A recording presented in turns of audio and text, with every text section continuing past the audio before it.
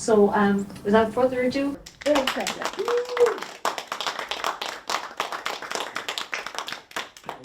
I'm absolutely devastated that Linda can't make it because she has contracted COVID and had to turn herself into the emergency room in the Berkshires and is probably pretty miserable right now. I was so impressed by the quality of her work. I saw her read twice, Friday after about 8 o'clock, I suppose, at a fairly large reading in the town hall in Collinsville, I think it was, Connecticut. And she got up there and just blew me away. I mean, there are people you meet who just make you feel like they know that this is it, and they want to get it on. And she's just got this wonderful positive energy, and the love of the language and playing with language, and she loves just extrapolating synonyms in her poems and playing with sound and so on. I just thought I'm trying to say, get her here. She will just amaze you. With that said, I'm going to read Jack Kerouac's Funeral, which I haven't read in decades. I should tell you a little background. I was a graduate of Wells High School, and I was fortunate enough to get an athletic scholarship to Columbia University in New York City. And I was, I was slated to be what the coach called a utility man. Okay, that is that I would plug holes. If somebody needed to be substituted for, they would send me, etc. That was going to be my role, etc. Well, the thing is that as I kept on studying, one of the things that happened was that I started getting invited to study groups. So especially around midterms and finals, there would be, like a dozen people who'd get together and have a seminar, and prepare for exams and so on and so forth. And I began to get the idea that I had half a brain. Well, maybe a third of a brain, but I began to get an idea that I might have some intelligence other than memorizing my blocking rules. And so anyway, it's spring 1958. I'm crossing the quad, and I get a big hello from Big Julie Amkraut, Brooklyn Tech, our straight-on field goal kicker, okay? And he rushes over and he puts this book in my hands. It's a hardcover copy of a book, On the Road. And he said, "You got to read this. It's this guy from, like, Milltown, Massachusetts that came here to play ball. And I think you're going to find a lot to relate to in his writing." And I did. I just went to my room in Livingston Hall, sat down and read it straight through, and just was so delighted because he was writing in a way that I could never have imagined on my own. I mean, I read, Thomas Hardy, Kerouac is like, So, at any rate, Cynthia and I, when we were first married, we were living in Southbridge down the street here at 38 Foster Street, in a like 4-room apartment. We one of the things that we found was a lot in common.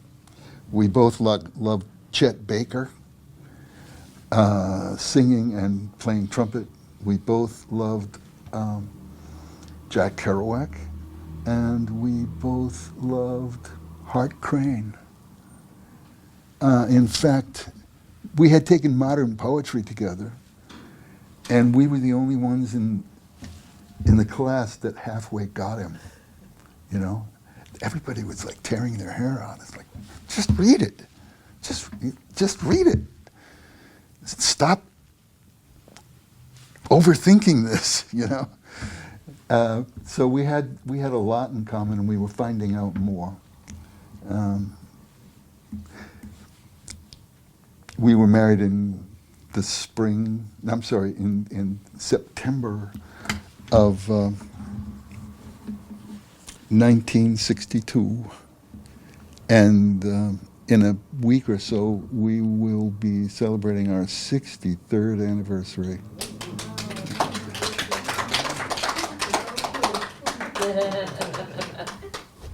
Okay. So every time Kerouac had a new book published, we'd go to Worcester, to Franklin Street, to this bookstore on Franklin Street in Worcester, and buy it and read it together. And so we followed him for decades. Well, at least 2 anyway. So when I heard that he had died and that they were going to have the funeral in Lowell, I decided to go.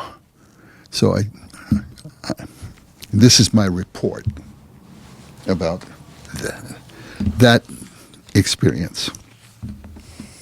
Jack Kerouac's funeral. Where's St. Jean-Baptiste Church?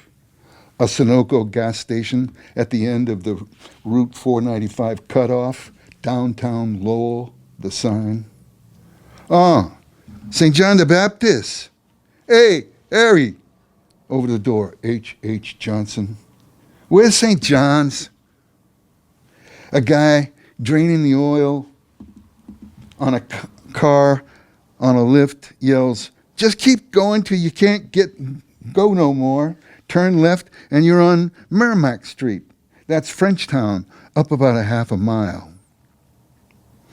The second part is finding Jean-Baptiste in a rundown, wounded neighborhood, gaping space lots, waiting for urban renewal, like an old hag waiting for false teeth. Stop in a coffee shop, cup of coffee at the counter, reading the Lowell Sun. Suffering a massive hemorrhage, a former Lowell Sun sports writer, French literary prizes, Maggie Cassidy, which tells of his life and times in fictional form at Lowell High School. On the Road. Beat refers to beatific, a bridge between the lost generation and the heirs of the Beat generation, the hippies, sure. Educated at Lowell, went on to Columbia in New York where he played football, me too. Guy comes in, give me the two crawlers, huh? And coffee to go. Frenchtown. I thinks of Maggie, the scene where she's trying to get him to stay home instead of going off to college. He wanting the city, writing, leaving her in the life of a railroad brakeman behind. Yeah, I thinks, this is where the tenement 3-deckers, the backlot pickup baseball games in the twilight, before the mothers calling kids home to Friday night fish fries, and the omnipresent Sacred Heart of Jesus calendar hung on the inside of the bathroom door in French, naming the saints' days are. And wow, here's the Merrimack, rocks, and the river waters in the 3 channels. Jesus, I think, just like Southbridge, I knew it. Across the street from the church, a young guy says, they're going to have it at 11. I says, where's the home? Meaning where the Kerouacs live. But he says, up the street at Archambault. So the third part is in Archambault's funeral home, where I come back into the real French-Canadian idea of class. A room marked Mr. Jack Kerouac. And there he is, in the casket. A room marked, the place is empty except for this like maybe crazy college kid standing against the wall with a funny smile on his lips. I kneels and prays, one for Cynthia, looks, and Jesus, Jack, you are still there. Your soul? Yes, soul is still there. You look mighty like my Uncle Pete in your bow tie and check jacket, rosary beads clasped in your hands, badly crinkled, and your classic features, Greek statue lips, long straight nose, noble, remember? Work, love, suffer, the Kerouac motto. Next to the bier, a couple of dozen roses shaped into a valentine. The red satin ribbon bearing the gold legend, guard the heart. Who sent it? Guy comes in, whips off his winter jacket, sighs, loud tears. Oh, Jack, I made it, Jack. Mrs. Kerouac, Stella, comes in. The guy comes up with roomy words. Are you Mrs. Kerouac? I'm very sorry. Holding her right hand in both of his until she pulls it away. Tight jaw and dry eyes, deep lines and black depression trenches in her face, the veil, anguish like shot in the stomach, but trying not to cry out. Ginsberg comes in with Corso, a long navy blue coat Rasputin wore. Alan stands bending at the waist, talking to Mrs. Kerouac, saying how he and Gregory will make a movie about the funeral. And she looks up and says, do what you want, but I never want to see you again. Out on the street, I hear the Merrimack running over its rocks. Standing on the high bridge, the wind bright with October morning blue sky, I hear boys in bathing suits running, yelling, barefooted over 1935 rocks. A Lowell Tech kid walks by and says, don't jump. Christ, do I look that bad? I see Jack straying along the river, thinking about serpentine monster in the core of the planet, getting ready to rise, its sulfurous snake eyes springing into the atmosphere of Lowell and rising like a rocket, menacing the cell structure of the universe. It rises and rises until it falls into innocent atoms. Poor Emerson. Only Dr. Sachs knows. There's a 3-decker with clotheslines of sheets flapping white, and Jack, he's up there with a jug of wine, only it's the great American night, and stars like headlights cruising down turnpikes of eternity. Jack's getting a little high, looking from off that rooftop to the river, thinking of his old buddies, Sampus maybe, thinking of who and what regrets, finally remorse, loving God in the mountains of Washington, burnt out on his friends in Frisco, Buddha burns in the shacks of Berkeley. Go on loving, dying, somewhere between the artist and the man. Take your choice, be an artist or a human person. The artist will make a movie of his friend's death time. I thinks, judge not, lest ye be judged. Ginsberg is just then driven into the parking lot behind the church. Judge not, work, love, suffer. The next part is the funeral. Father Morissette, speaking with that French accent of the sins of Israel, judge not. So beautiful, he prays. Please, Father, forgive your servant Jacques for any sins he may have committed in this life. In black vestments with gold trim, the church, high vaulted ceilings, paintings of the saints, and Jean, John, Jack, baptizing in the Jordan the young Christ. Are you the Messiah? No, I am but a voice crying in the wilderness. The eulogy. Jacques lived around here and came to this church. Even when he was a boy, he used to come to the rectory and talk about how he wanted to write, to express the feelings he had in words. We encouraged him.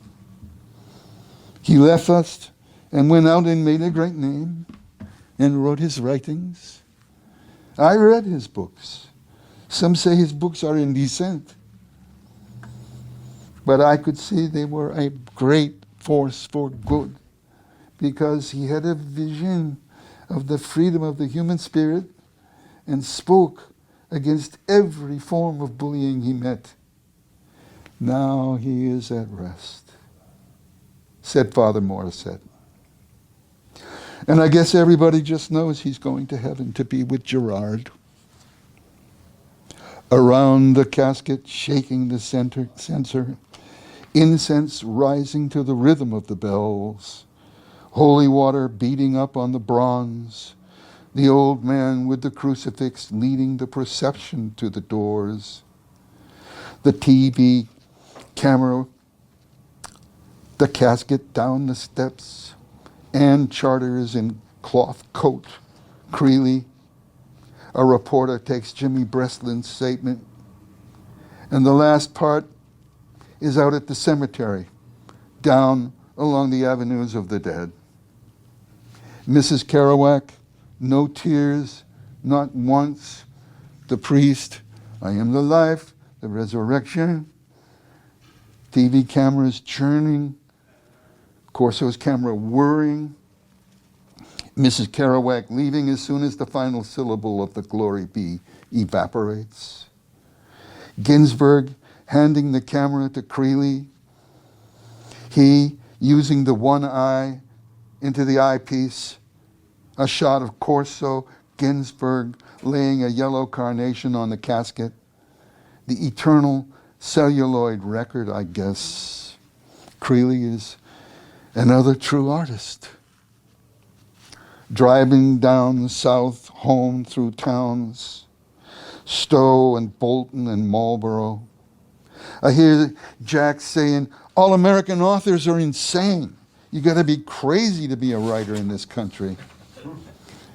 Angel-headed hipsters in the starry dynamo of the night, all mad for life, generating this spontaneous pop prosody. Exactly 1 year before, I write, Dear Jack, please don't die. Write more books instead. Now he is at rest, and I'm going home to make a poem of Jack's death time. I'll just keep going till I can't go no more. Turn left, and there he'll be.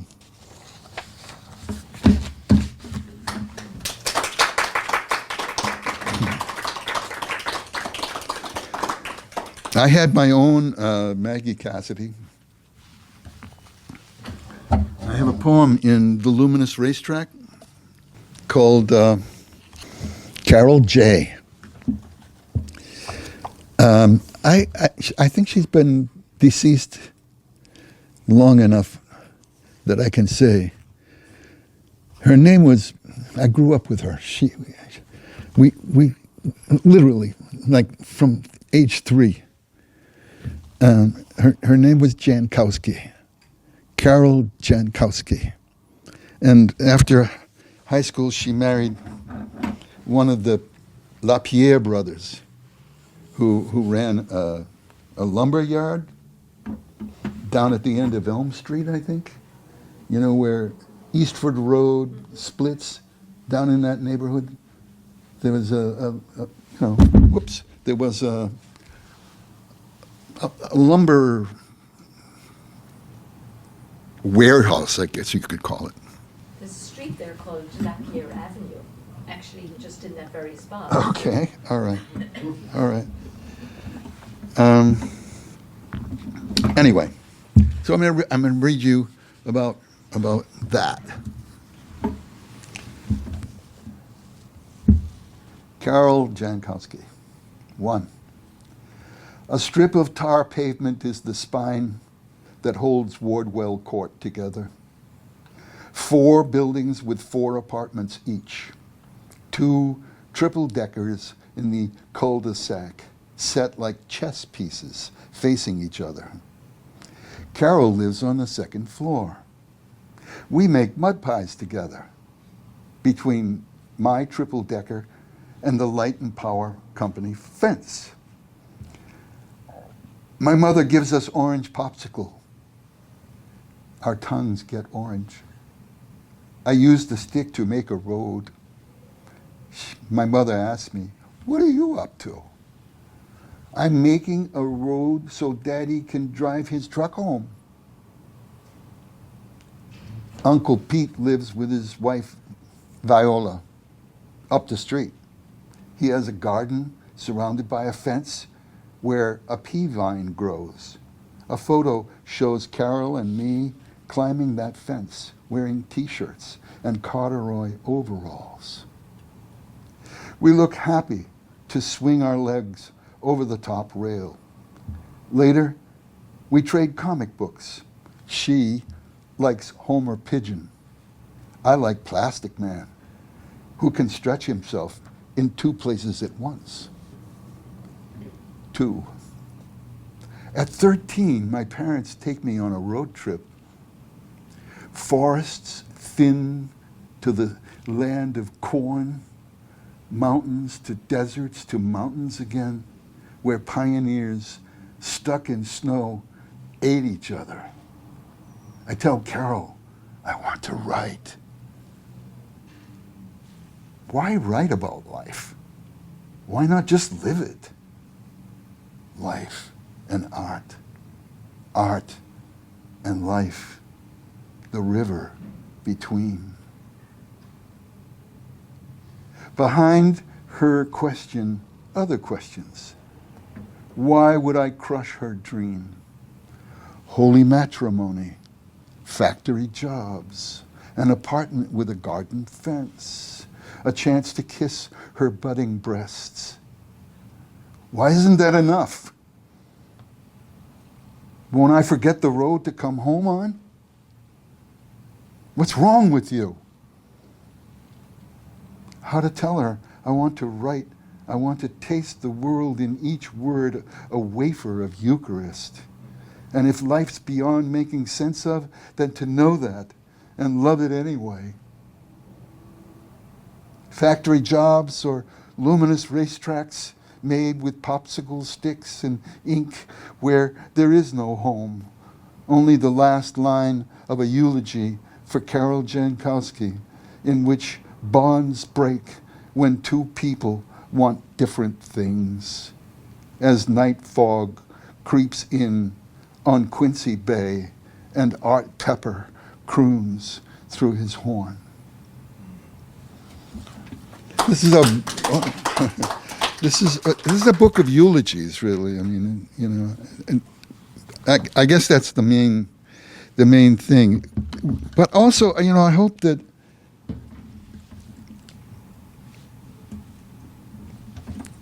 how I loved is also there.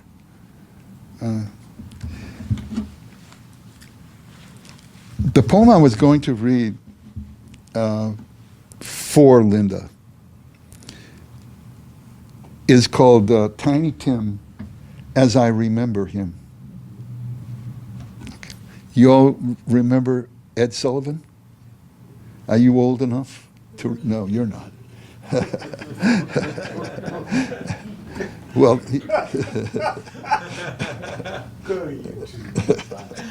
oh, wet behind the ears.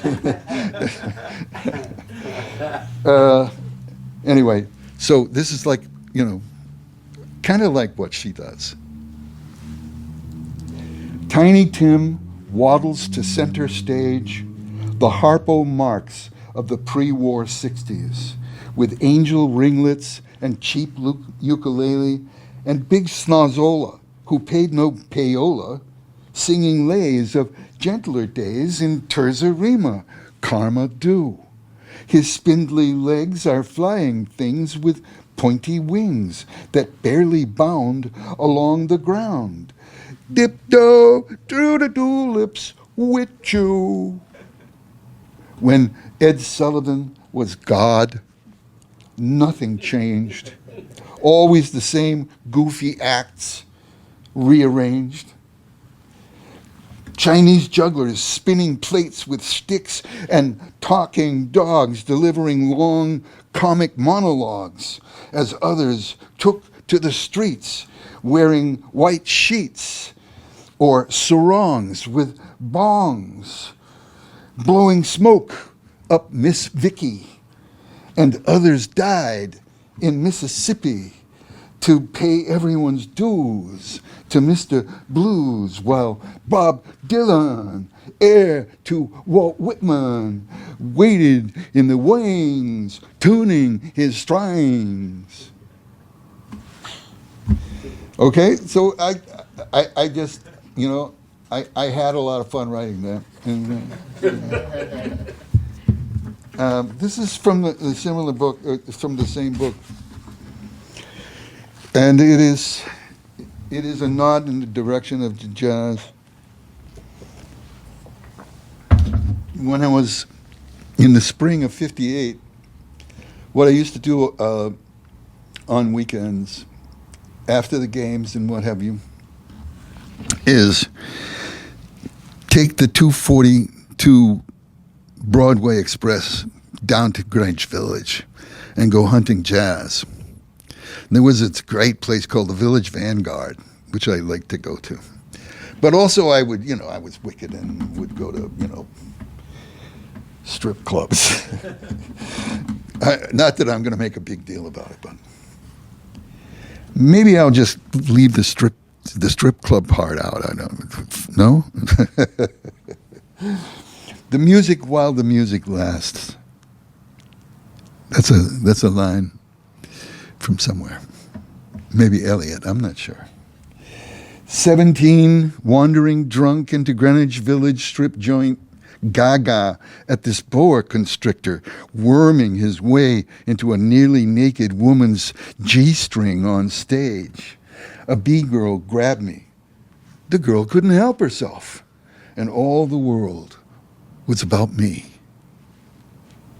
So later, when I fell by the Vanguard, the trumpet player was slow bluesing like bebop, then chording up bebop, then down bebop with a sad, albeit gold horn. I snapped my fingers at the bar.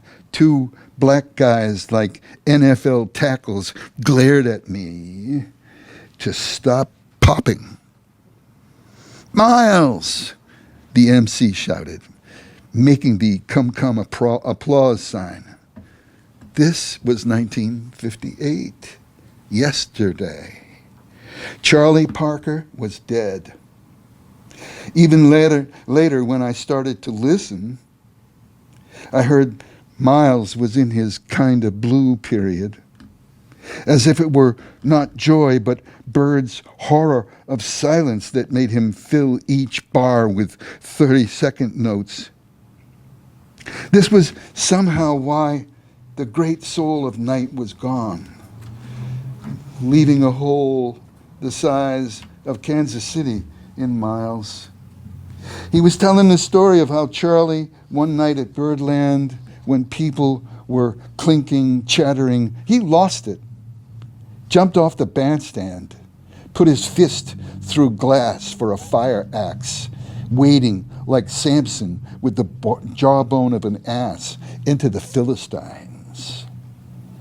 That they would use him that way as background for their deals, creating a new connotation for the word axe. Only later did I begin to dream poems could be like that.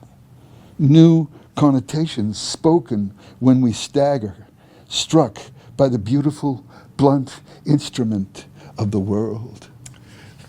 One of the things that Hart Crane had said is about poetry, he said that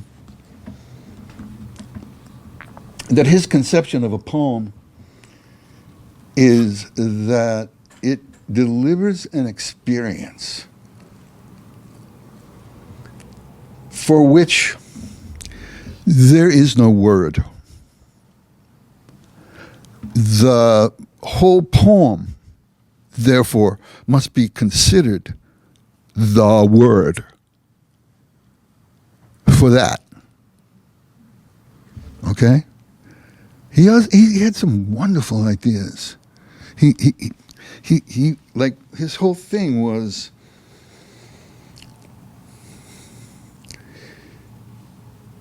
and Ginsberg talked a lot about this juxtaposition thing. And you know, he got it out of the surrealists, actually, this juxtaposition, like collaging, you know, and the whole idea being, you know, the further away in terms of the categories of the objects, right, being juxtaposed, the greater the charge. Okay, and so what he said is that a word has a connotation, maybe a half a dozen connotations. And then the word that's juxtaposed to it has a connotation and maybe a half dozen connotations.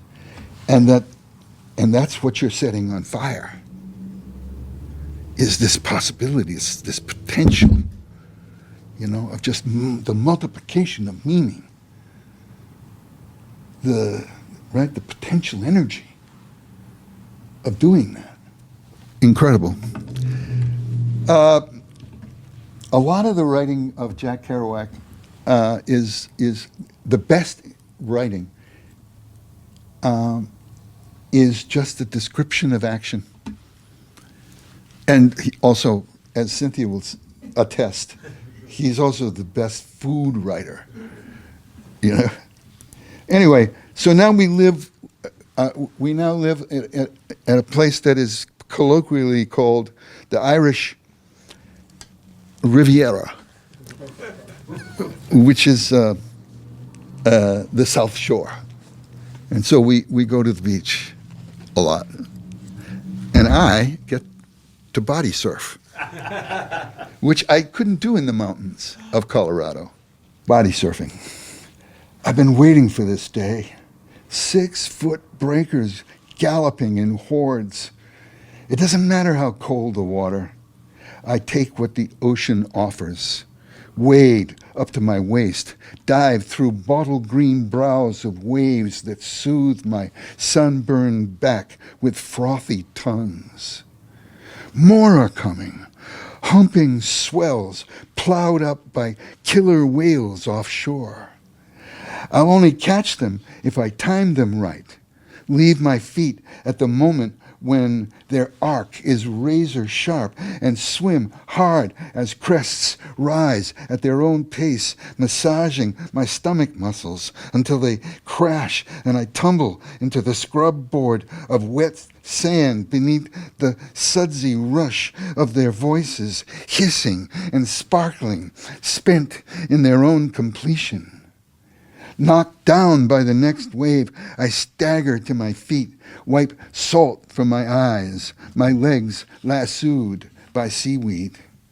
If I kick hard enough, I can reach the next surge, building up right now behind me. Yeah. The greatest, a lot of people enjoy a lot of parts of On the Road. To me, the best piece of writing is when he describes what's his name? Moriarty. When he describes Moriarty as a parking attendant, you know, he said literally a guy will get out of the car and he jumps under the guy into the seat, right? Slams it into reverse, whips it into the parking slot and so on. It's great stuff. Let's see. This is Missing Colorado. We lived there 48 years, 33 of which I was teaching. And especially early on, when I was still drinking, I was kind of lost, trying, and I'm, you know what I mean? Like leaving Massachusetts, going 2,000 miles west, a totally different thing, dry, heat, Anyway, Missing Colorado. All we can take with us, if a leaving is a dying, are moments that enter us as we enter them. Days on a two-man saw in the rhythm of pull, not push, clearing widowmakers from forest trails, while above an epiphany of bluebirds wheels in a coiling parabola, divides, comes together in a fist that opens like a fan flicked by a wrist that twists a brush of ink into eyes that see us as we see them. Eyes that see us as we see them. Walking with friends, talking about this place where aspen mountainsides turn gold, where all we can take with us is the compassion we learned for our younger selves. To stop shaming ourselves for not yet being the geniuses we ached to be, until we saw that the ghost clouds of pharaohs launching off the Arapahoes were sailing out of our mouths. And the voice we sought praised Lakshmi, goddess of the foothills, with ruby lips and black hair tied in tight knots, radiating grace down on Poudre Valley, making life so abundant, so easy. We have time to watch leaves glide eastward to the plains that reveal themselves in sounds. A long trill is a meadowlark asking its question. A squawk is a magpie harrying a hawk. A horn that shakes a college town's windows is a coal train bound for Denver. From our deeps, we summon moments when we know in our lungs the memory of snow blown off the Mummy Range into sparkling silver veils will break our hearts someday as we board the last flight to the coast, dreaming the next echo before we go, silent as salt on the lips of the sea, while waves bang on Nantucket's stone pianos, waking us into the next symphony. Stone pianos.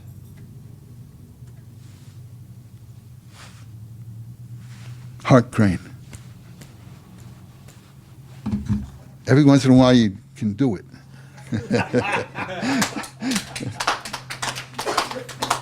I must say that I'm absolutely devastated by the notion that Margaret is retiring. I'm sure there's some capable person. The only problem is whoever that is not going to be Margaret, who is just the happy genius of this place. I want you to know that you have a fan for life. At any rate, thank you all for coming.